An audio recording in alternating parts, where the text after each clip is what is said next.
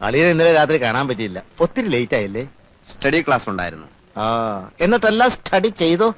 Study class എടുക്കുന്നത് ഞാനാ. ഓ, അത് ഭയങ്കരം തന്നെ.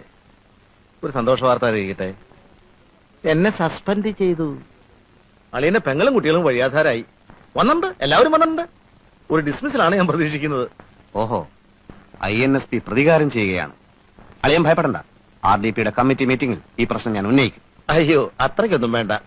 ഇല്ല, ഞങ്ങളുടെ കൂടെ നിന്നൊരു ഉദ്യോഗസ്ഥനെ സസ്പെൻഡ് ചെയ്താൽ ഞങ്ങൾ കൈയും കെട്ടി നോക്കിയിരിക്കില്ല. വേണ്ടി വന്നാൽ ഒരു കലാപം തന്നെ ഇവിടെ പൊട്ടി പുറപ്പെട്ടേക്കാം. സായുധ വിപ്ലവം ഞങ്ങൾക്ക് പുത്രിയല്ല. കുറെ കാലമായി ഞാൻ കേൾക്കാൻ തുടങ്ങിയിട്ട്. എന്ത് പുല്ലാണടാ നിന്റെയൊക്കെ സായുധ വിപ്ലവം? ഒരു തോക്ക് നീ കണ്ടിട്ടുണ്ടോ?